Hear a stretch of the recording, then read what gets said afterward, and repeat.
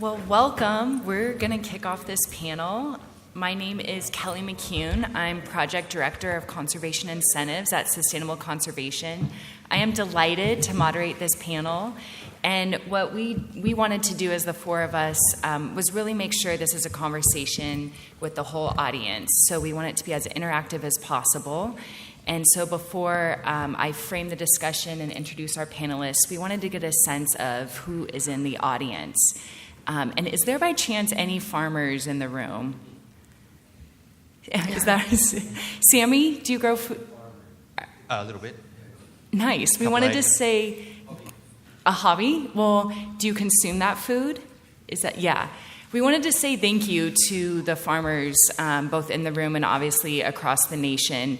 They're doing something amazing with all the natural resources that they use, and that's produce the food supply that we all depend on.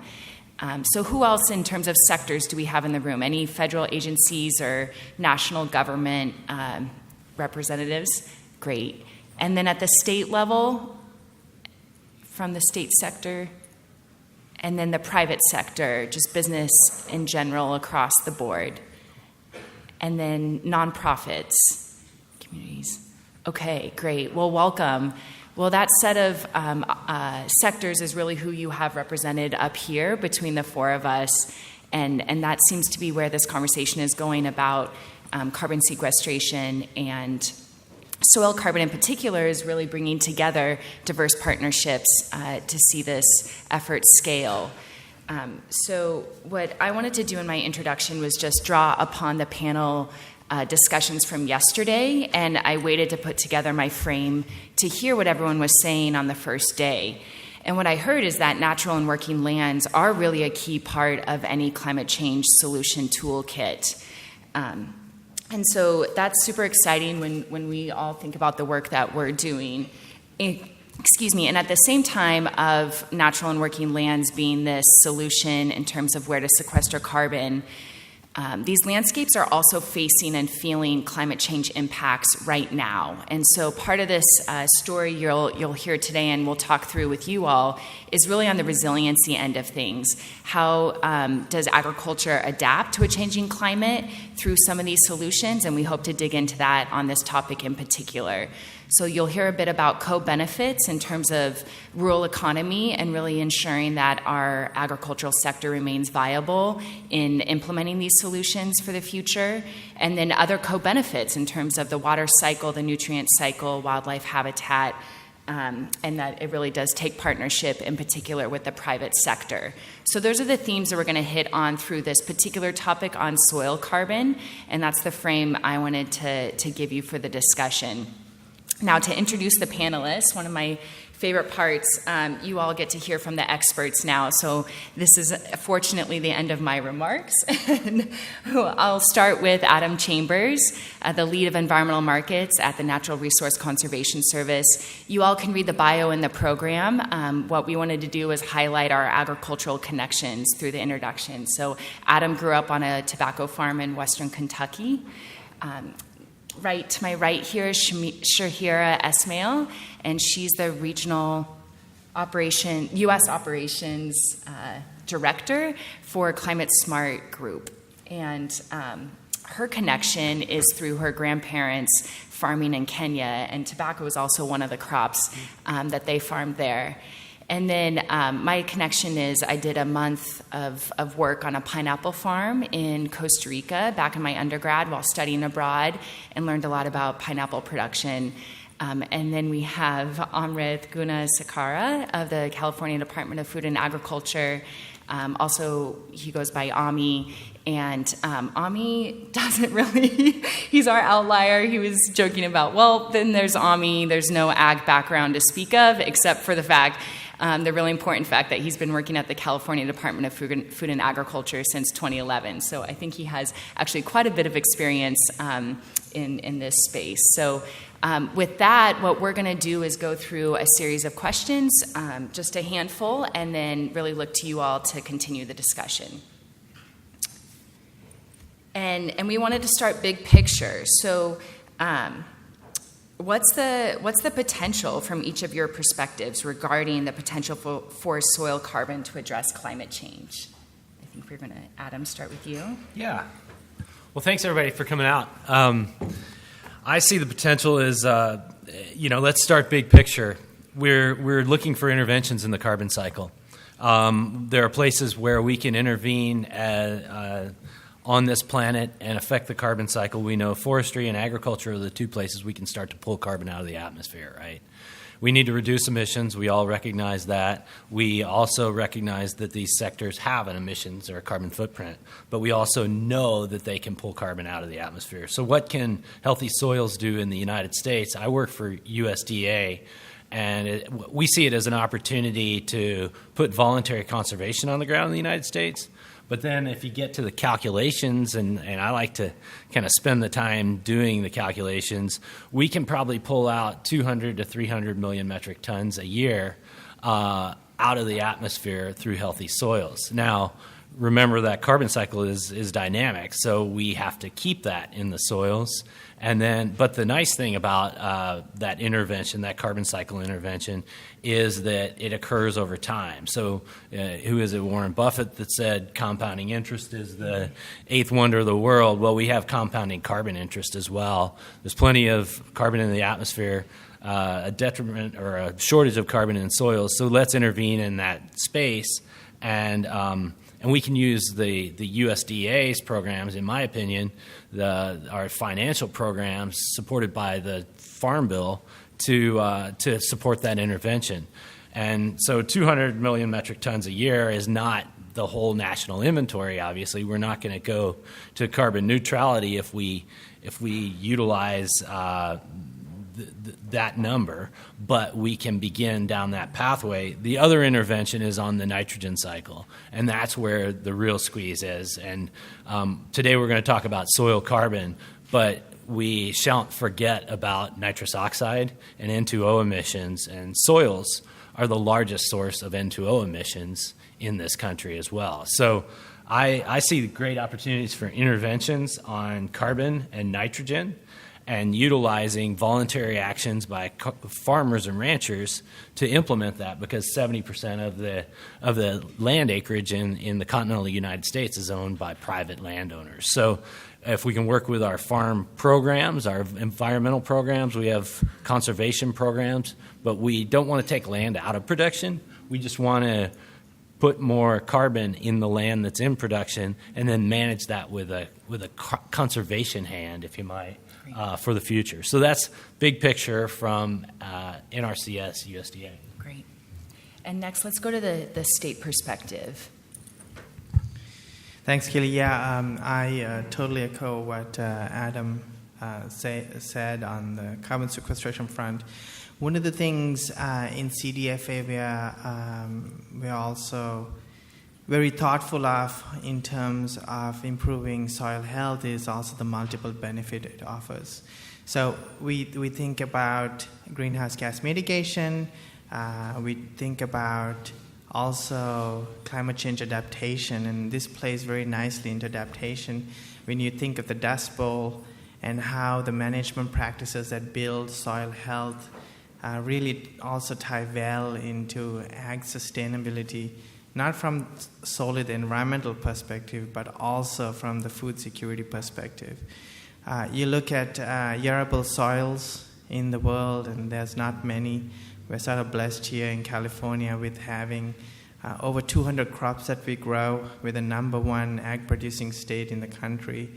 And when the rest of the country is under snow and ice in some places, we're growing lettuce in the south of California and shipping that to places like New York in 4 days. And so it's really imperative that we take care of our soils, not to say that they aren't being taken care of, but how do we promote that more? How do we tie it into this mitigation piece? And how do we also tie it into an adaptation and resiliency piece for climate change impacts? Especially since we're in this one of 5 unique Mediterranean regions in the world. Great. So on that big potential, what's the private sector have to say on that? Yeah, so farmers are being expected to feed the world and to save the world.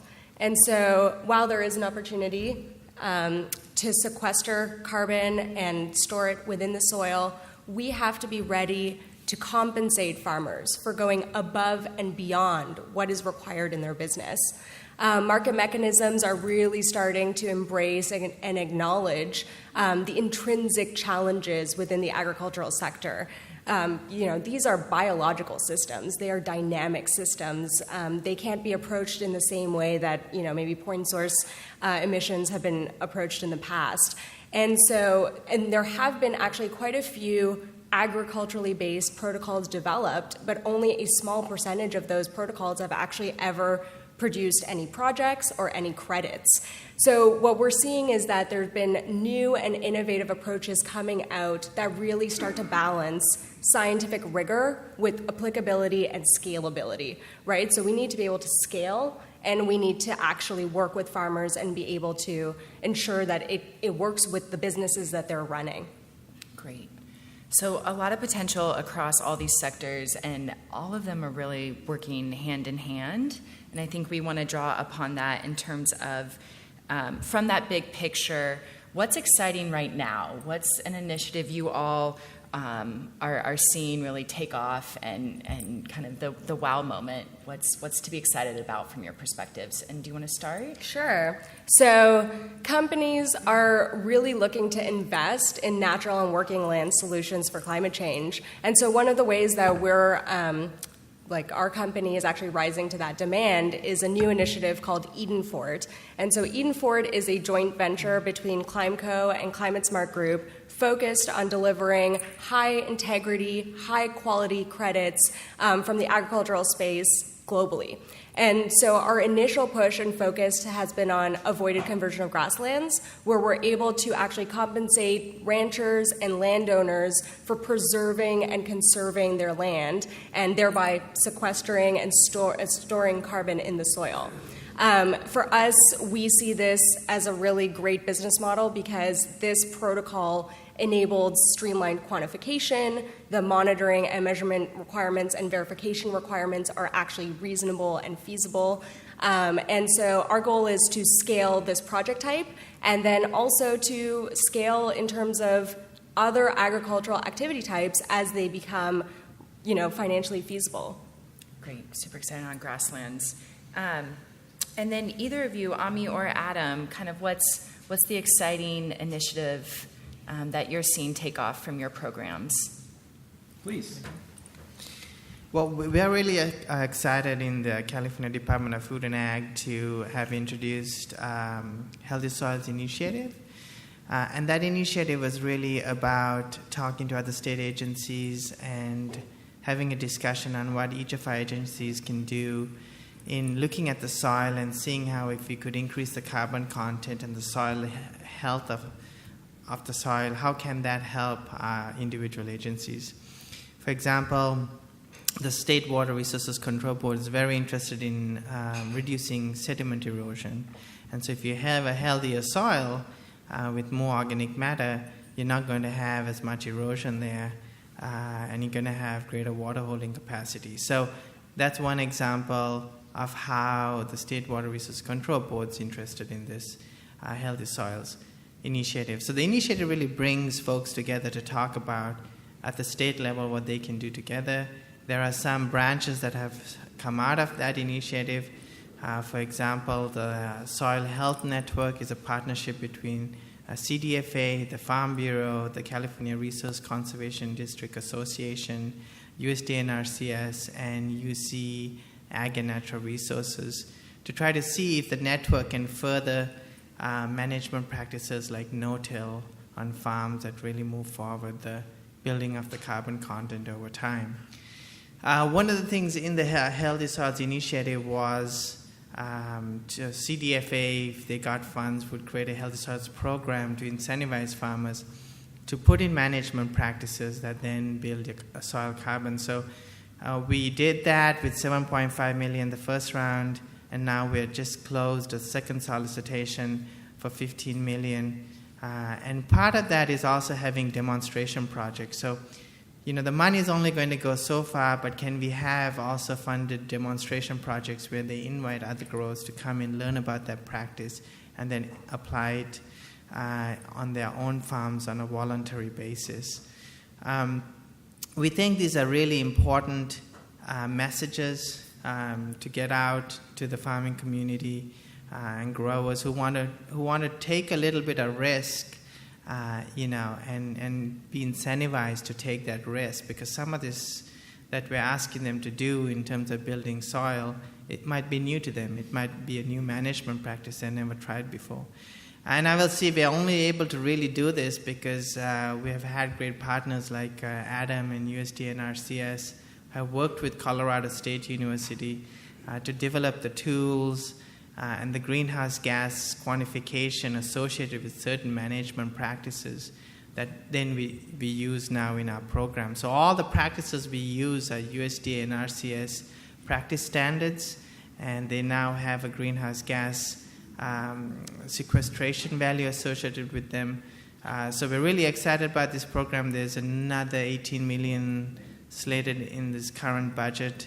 Obviously, that can change high or low, but we're excited. There's a lot of momentum around healthy soils, a lot of interest. 2015 was the International Year of the Soils, dedicated by the UN FAO. And so we capitalized on that momentum to begin the Healthy Soils program. Super exciting. Yeah. So then, Adam, from your I'll just add a few additional tidbits, if you don't mind. Please do. One is we work a lot on quantification and quantification tools. Also work on the national inventory and the carbon sink associated with mineral soils in that. That's all on the quantification side, and I work with the team, as Ami said, and we work together very closely. But just raise a hands. Who's read the 2018 Farm Bill Title II in here? You all need to read it. It's worthy. If you go back and take a look at Title II of the 2018 Farm Bill signed in December of last year, there is a substantial amount of language in there on carbon sequestration, utilizing of environmental conservation, voluntary environmental conservation programs to incentivize changes, and coming back to what I said, interventions in the carbon cycle, right? And that's in the Farm Bill. There are environmental markets activities called out in that title as well. And there is a lot of support from Congress on healthy soils, soil carbon, nitrogen cycle management, and environmental markets. So why do we see this? Why does USDA see this as an opportunity? We have a finite amount of money, but it's a generous amount of money that comes from Congress every year to implement voluntary conservation programs. Then we work with partners like CDFA and the markets to try to say, hey, we all have a common mission. Let's address this and move forward together. And so if we can provide quantification tools, conservation practices, we can then all align on a mission, which is addressing this shortage of carbon in soils and the surplus of carbon in the atmosphere. And so that's the word climate change isn't in the Farm Bill. You won't find it in the whole Farm Bill. But there are carbon cycle interventions in the Farm Bill. So it's worthy of your effort there. And then we have a mission. NRCS has a mission, helping people help the lands. And then we have invested in the future of that. We've taken that mission, which has been with us for a very long time, out of the Dust Bowl, and then we started something called conservation finance, which is helping people help the land with other people's money, right? So we're trying to leverage other capital to our conservation mission, and this is all supported by this administration, last administration, previous administration. So I heard a lot of cartoons and things today, and as a federal government employee, I'm just a civilian employee. I work through administrations. But I would encourage everybody to take a really close look at the 2018 Farm Bill, because it is very generous in this space. Great, thank you. So I think we have a lot of excitement from the avoided grasslands work that's really taking off and looking at what does landscape scale look like to the state of California, who I'm proud to work for a California nonprofit. Our state continues to lead, and you see that through leadership of California Department of Food and Ag. And then underpinning that really is NRCS role as almost a seed fund and a venture capitalist, if you will, for a lot of the environmental activities that all of our other sectors are working on. So, I'm not trying to be like Pollyanna here and, say we're knocking everything out of the park, but I think there's some really exciting work that we wanted to put in front of you. One thing I find challenging is kind of in getting to the market side of the equation is how does the measuring and monitoring in such dynamic landscapes, it's not the end of a pipe, as Shahira referred to. These are really dynamic systems that we're all working in the agricultural landscape. And so, Adam, if you can go back to some of that technical side on the science and monitoring, how much of that do we really know? Can we really crank out right now and just get going on the implementation, or give us a sense of how much more of that measuring monitoring do we really need to stay focused on? Would you like to start? No, you go ahead. Okay. So we work with Colorado State University, and as Ami mentioned, on the tools, they're named Comet, and we have a tool called Comet Farm and a tool called Comet Planner. We're currently developing those tools for right now. I'm working on a project in Hawaii. So the Healthy Soils Hawaii program is getting ready to roll out, and they really want to look at first of all, we're voluntary, so that aligns with the carbon markets, but it doesn't force anybody into the carbon markets. We take a look at soils and weather history, so site-specific, and then conservation implementation. So if you go to that no-till, or if you put in a riparian buffer, or you put in a soil health amendment, then we put that into the same tool and the same engine that quantifies the whole national greenhouse gas inventory and is submitted under our obligations under NFCCC. So we use the exact same engine, and we have a lot of harmony, and USDA, it's the official quantification tool of USDA as well. So with that, we then look to financial programs where we can support farmer transitions and taking on that risk. And we also, it's explicit in this year's Farm Bill that doesn't mean that the farmer can't go out and receive other funding. So on the financial stacking, we recognize that some of our programs don't pay for the full implementation, but a producer could get a payment from a carbon market as well as a payment from USDA, and there's no prohibition to that. So we're supportive we want more conservation on the ground in the whole country, and that financial stacking from our perspective is fine. It's up to the markets to kind of determine whether they like that or not. Yeah. And then you can stack credits as well. But I don't want to go too far down that, but we are trying to invest in the quantification tools so that the markets can leverage that and get more money to farmers and ranchers. Yeah, it's definitely a key role to play. So in looking ahead, and thinking about scale, which is really where I think we're all just working day in and day out. What is that scale potential? How to make scale happen? To Shahira, how do you think about the next 5 to 10 years and the pace and scale we can achieve in carbon sequestration? Yeah, so I think that we really need to look at the registries that are taking a leadership role in terms of meeting the challenges of the agricultural sector. So this is things like monitoring, the way that we measure and quantify the emission reductions or the sequestration potential, the requirements from a verification standpoint. So the registries that are really taking a leadership and are really adapting to this dynamic system, these are the ones that I think are going to continue to do so and are really going to push this market forward. And then what we're seeing is that industry and corporations that have CSR goals are also going to either look at existing frameworks like these registries, like these protocols, or they're going to create their own, and they're going to do that going through their value chain. And so they're really going to look to either tried true that we can show that this works, or they're going to create their own in-setting or Scope 3 frameworks to work with their farmers and be able to provide that value for those ecosystem services that these farmers are doing on the ground. So really through the supply chain itself Yeah. is what I'm hearing. Exactly. And then Ami, would you like to say anything about the next 5 to 10 years on scale? Yeah, I from a department perspective, we'd love to keep the Healthy Soils program running for that timeline, but that all depends on how much dollars keep coming in to keep these programs running. We are trying to do more scaling up with our limited resources through things like demonstration projects where we have one grower host a management practice and then other growers come to that farm to learn about the practice and then do further adoption. I think the scale is going to happen if we all sort of come together to pool our money to keep the momentum going.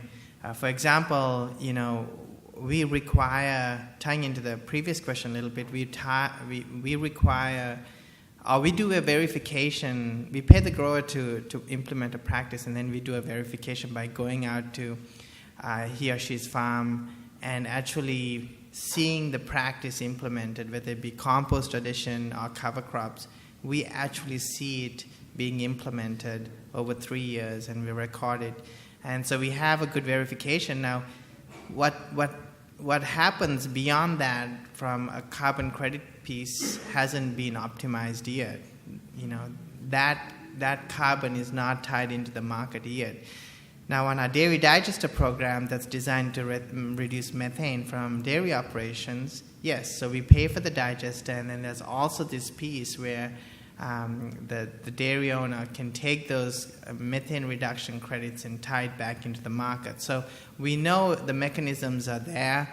I don't know if there's less hesitation right now from the capital side or the private side to come in and play in that. We've got a lot of interest, but we haven't seen a lot of momentum yet. We hope to be a sort of a learning laboratory on what we're doing for the rest of the country and the world. We've got a lot of questions. How did you set up this program? How is it working? We want to know if it's real. What happens after the first year? Is it for 3 years? And we settled on 3 years because that's a de minimis time period on sort of building a soil health, if you look at the scientific literature. So it really depends on the momentum. I mean, this room is full, and we're talking about soil carbon, which is amazing. So the momentum continues to be there. Great. Thanks, Ami. And then finally, I'm hearing the supply chain leveraging private sector investment. That leads me into barriers. So to get to that scale, if you had to pick one thing that you could change right now in terms of a barrier to achieve that scale, what would it be? What's the main barrier in your mind? And all of you three, please address this. Sure, I can go first. So before I actually address that point, I want to actually point to a success, which is the Alberta market. So the Alberta market has been able to deliver over 14 million tons from conservation cropping, which is a soil sequestration-based protocol. And that's resulted in over $100 million going back to those providing value to those working in that project type.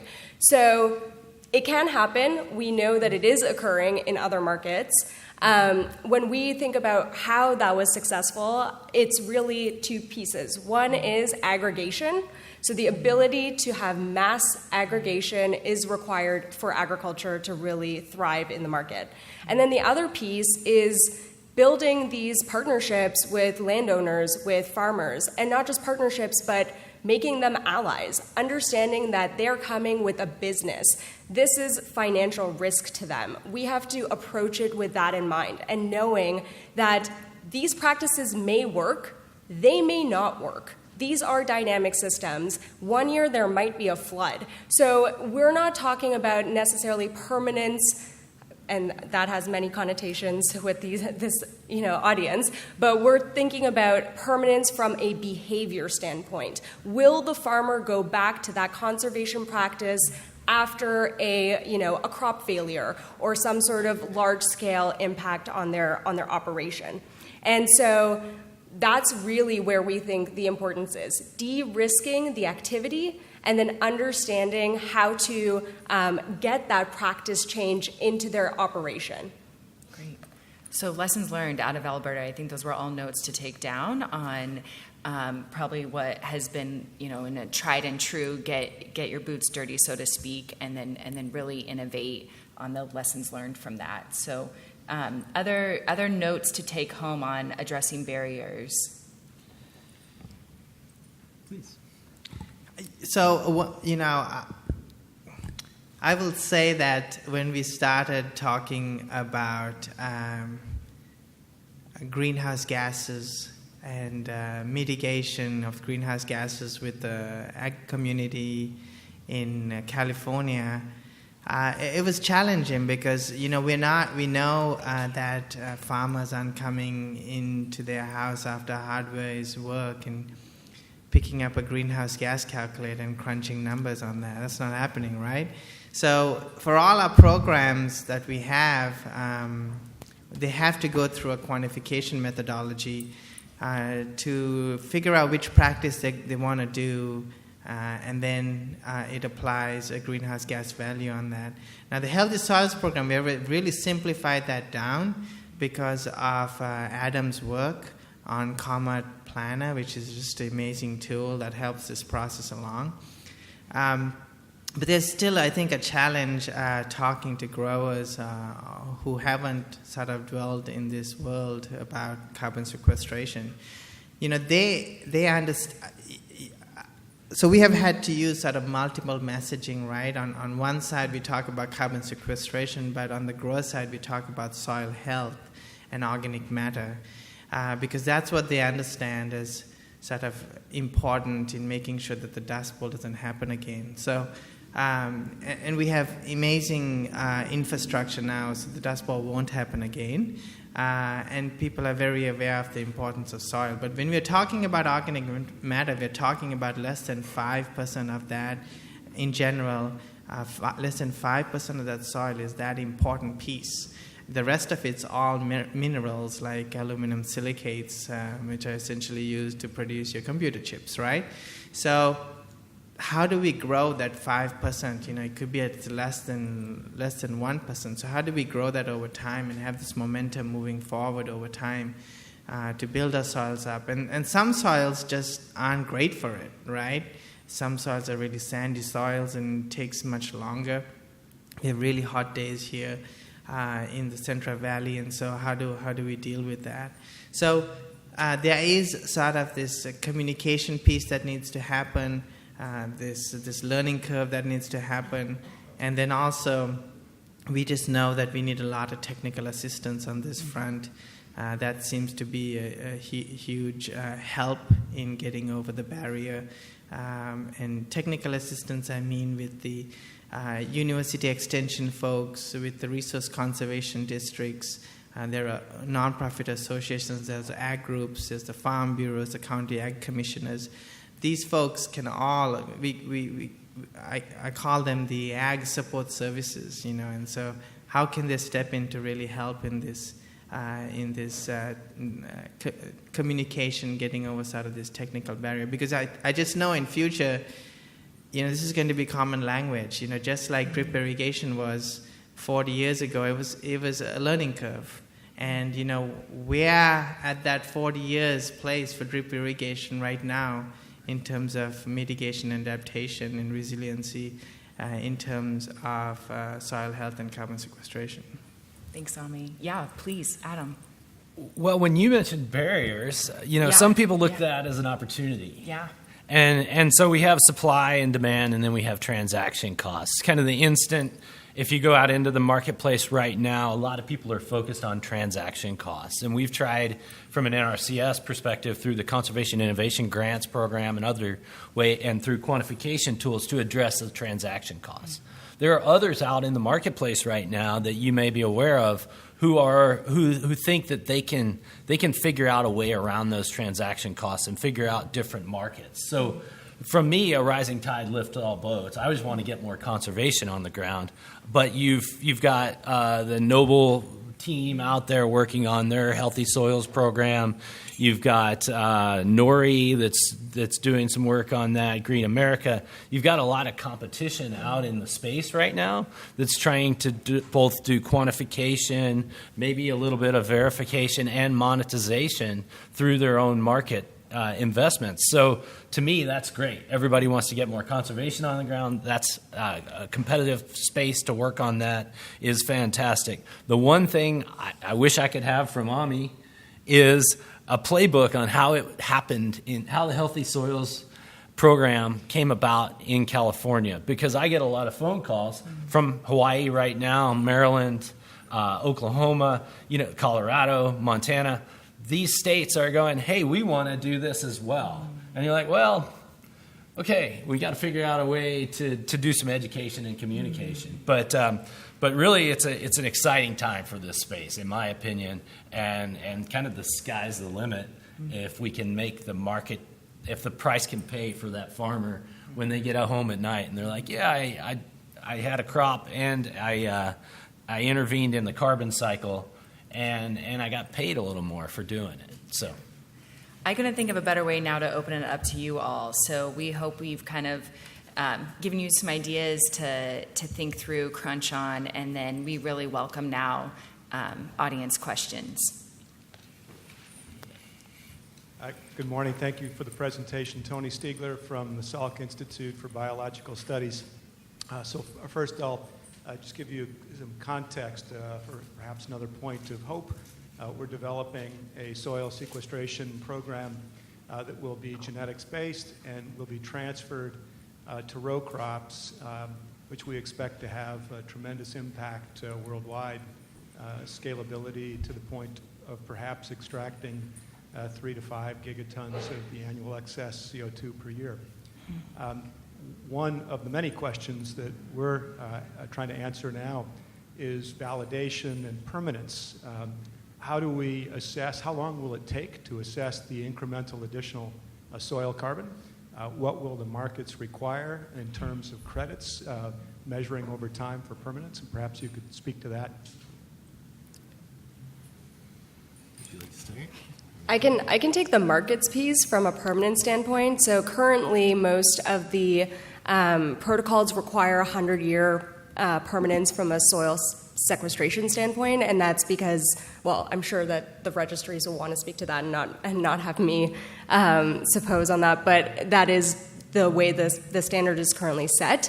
What we're seeing is that these new mechanisms that are coming about through the Noble Institute and others do not have the same 100-year requirement that the current carbon registries do. So there are alternatives. It's really about the level of risk that maybe the buyers of those assets are willing to take on, as well as our understanding of the science that has been refined over time.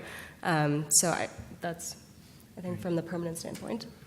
I think from my perspective, you've heard me talk about these carbon cycle interventions. So to me, we understand the carbon cycle is dynamic. We understand a few things about it. The one thing you definitely threw out there was 3 to 5 gigatons, and I picked up on that, and that's intriguing. Those are big numbers. The other thing in soils, you have to also talk about depth. To what depth? And that's always an intriguing and a hot debate that we won't solve today. But there are different depths and different and carbon moves through the soil profiles, different soils, different ways. So on the permanence, I'm kind of confused, if you might. I'll just be honest. There's kind of the carbon cycle intervention and the way we do that in the national inventory, which is we take a look at how much cover crop is on the ground in a given year. We have to do surveys. That takes 5 years of data, So we have this challenge of getting all the data first, and then we look at that on an annual basis, an annual temporal basis. And that's an intervention in the carbon cycle. So I like that. That's moving carbon one place to another. Then you have the trading and the markets over here, which may have 100-year permanence, or some of them may have 40 or 20, or there are all these discussions about this temporal component. And I don't have a solution, But I come back over here and I say getting more conservation on the ground is good. That carbon cycle intervention is good. That helps with what we want to do.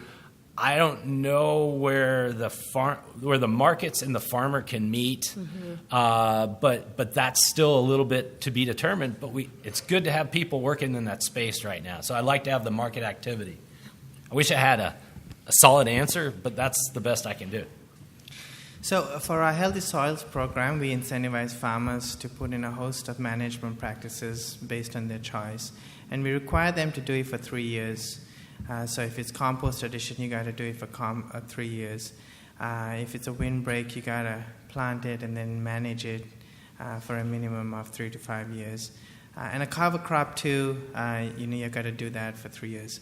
And the reason we stopped at 3 years is because basically our funding ends.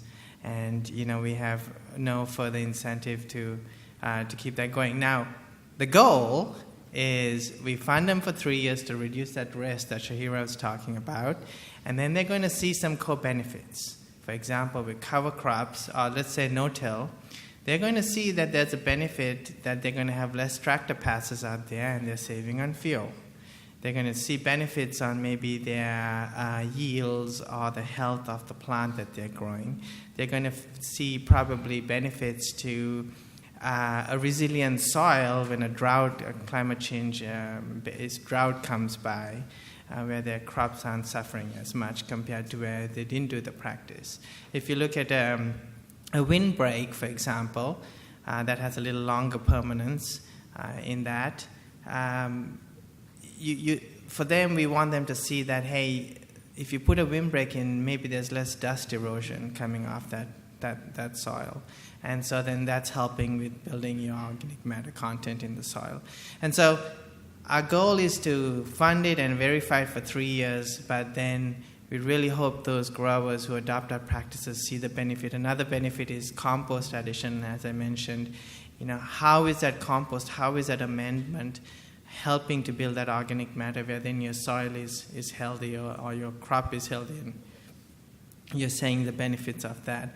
The compost is really important because it also ties with mandates that come through the legislature to reduce food waste from landfills.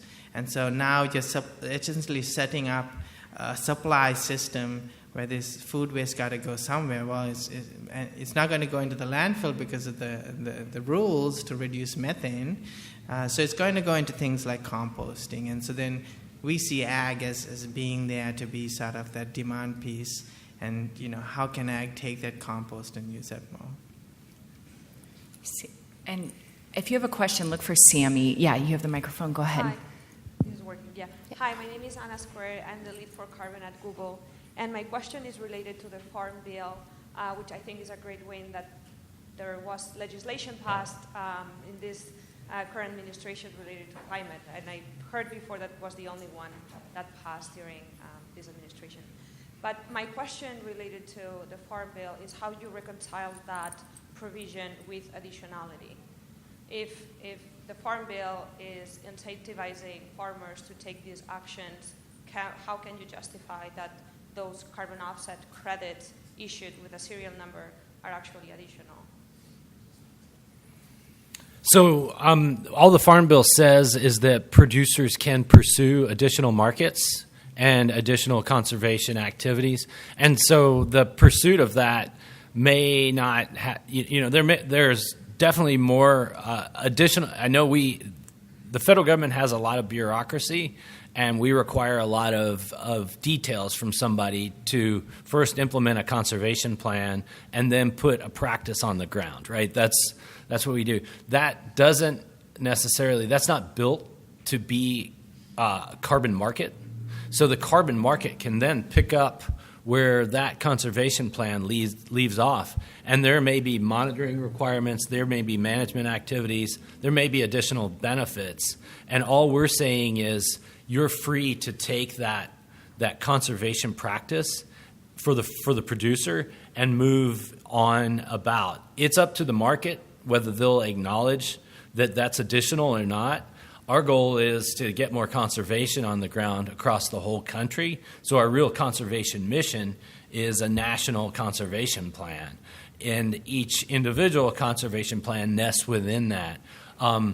If the markets want to take that carbon, water quality, water quantity, maybe there's a soil health market at some point, they're free to leverage off of that. And so there's the policy lever there that says you're free to take that and go to the next level. And then, again, it's on the markets to make that additionality determination.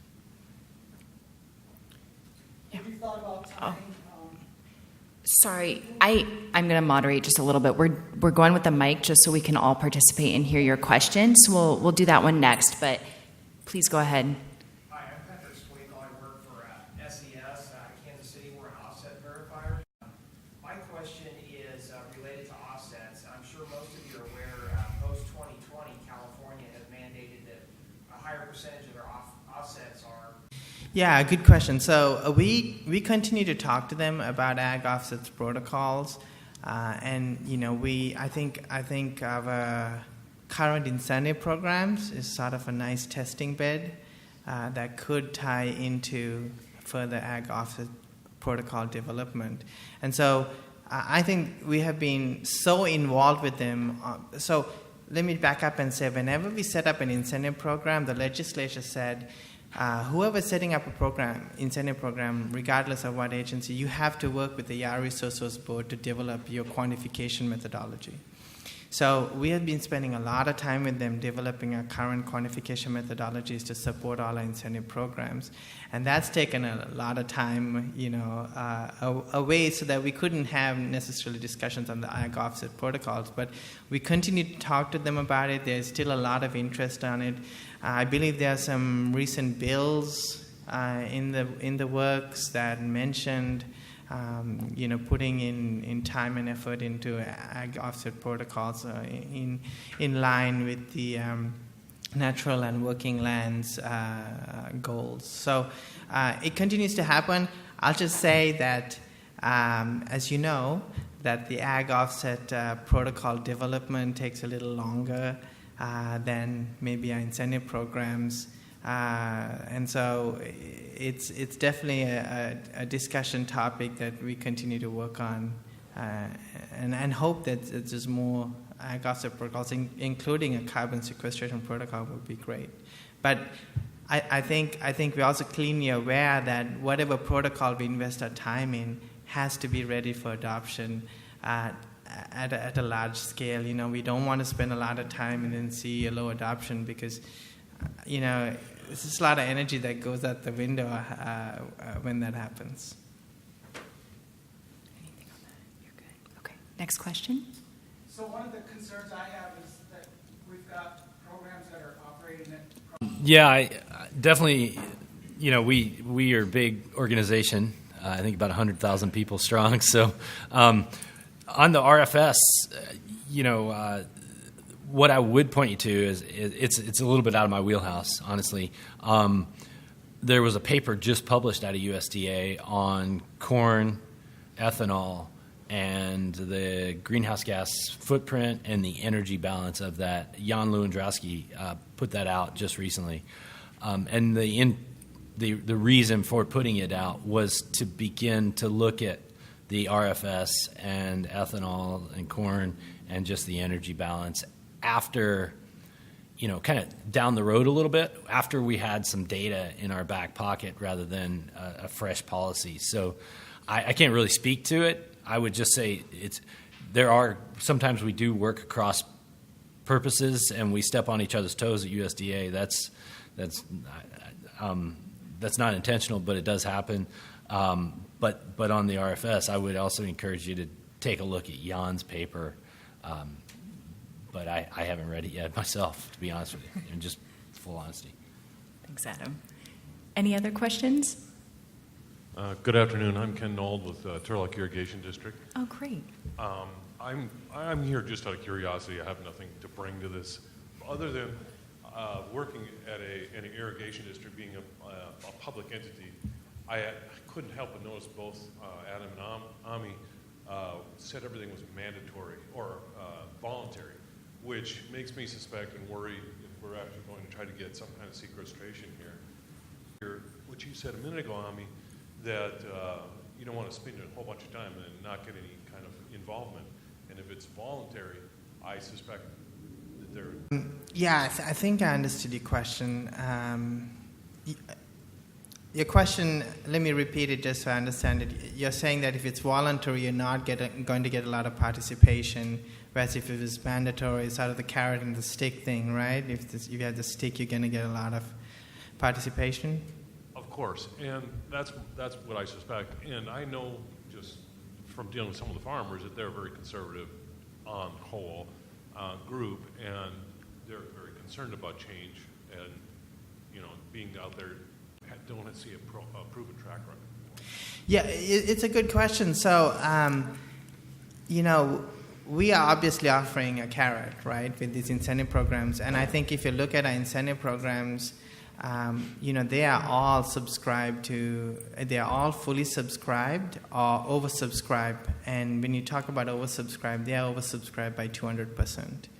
So we feel really confident that these programs are working, and I guess that's why they continue to be justified for more money.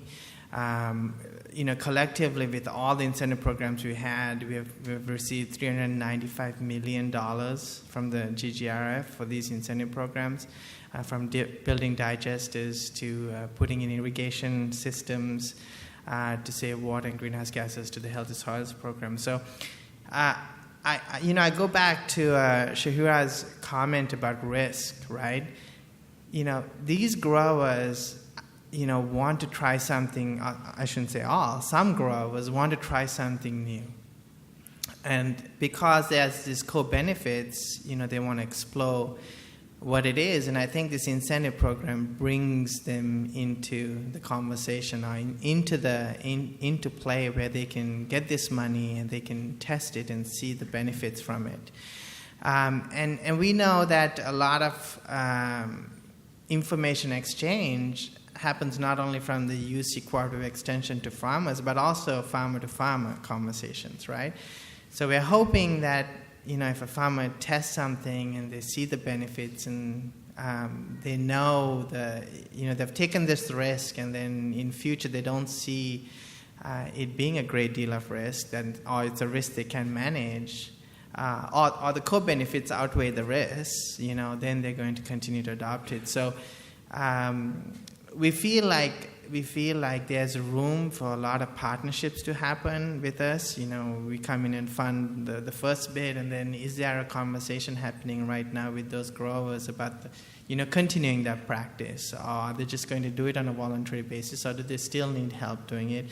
Is the money enough? Is the money enough to continue the practice? Or you just do it for a certain time period and then it just doesn't become it becomes cost ineffective. So we're trying to sort of work through that. I think the data that we're collecting is going to inform us more about that. Do you want to take something? I guess I'd like to jump in on this one. I'll be honest with you. And, I grew up in Western Kentucky on a farm, and I was out on a farm earlier this week, and I understand your logic and can see that okay, if we just mandate this, then we're going to be able to get this amount of carbon sequestration and we'll get this reduction. But let's kind of step back and let's all kind of internalize this over our lunch and think about it from. So I was out on a farm that was growing celery. They're growing celery because the celery market is through the roof. And economically that makes great sense for them, and they're making a lot of money on celery because the Kardashians push celery juice. And so that farmer made that decision on a 90-day crop because of economics. And then that farmer is going to tear that crop's harvested, but he wants to go to lemons long term because he sees a short in the lemon market. That's the type of decision that farmers are making every day. They're playing risk and reward constantly. And so to try to regulate them, if you go out and talk to a farmer, try to shackle them, look, you're going to grow celery for the rest of your life. And then he comes to me and says, Adam, you're going to eat celery for the rest of your life. So celery is going to come and go. That trend will. And so that farmer has to be responsive because at the end of the day, they're business people. So that's why we work on the voluntary conservation side, because we want to support you making all those dynamic decisions that you need to make as a farmer. 200 more than 200 crops growing here. So you pull celery out, goes to strawberries, carrots. We want that bounty of cornucopia on people's plate, and we all enjoy that as folks, as eaters. So we can't really constrain the folks who supply that for us. And that's farmers can do a lot of things, and they love to rise to a risk and an opportunity. And so I really am just adamant about the voluntary piece, because you can't fence them in either, because they need to have that, because they're running a business at the end of the day. And you seem to have struck a nerve in a good way, because all of our panelists, and I even have a perspective. I will save mine to meet you later and talk through my perspective, but we want to make sure Shahira also shares her response on that. So sorry to any other questions. This is our last one, just because we're up against your lunchtime. And please grab the panelists afterward to continue the discussion. Yeah, I'll keep it short. I just wanted to say this is really where policy and the private sector can come hand in hand, because, taking the CDFA program, they can test things out on the ground, they're getting these incentive payments, and then we can transition, seeing the results from that program, we can transition that to the market, right? So why not? Where are we? Why aren't we stepping up and saying, hey, there's a carbon benefit. Let's step up and give farmers access to the carbon market and the ecosystem assets market. There are other commodities that can be traded as well, and there's so many co-benefits. So this is where we cannot just, we've taken that first step, we get that incentive in place, and then we can't just stop there. We can't all rely on CDFA to carry this through until 2050 and beyond. We need to step up in the market, and let's really create an ecosystem for farmers to participate, which they have not had really to this date. Yeah. So. Yeah. Well, thank you all for participating. We're so happy to have this discussion. Thank you. Thank you.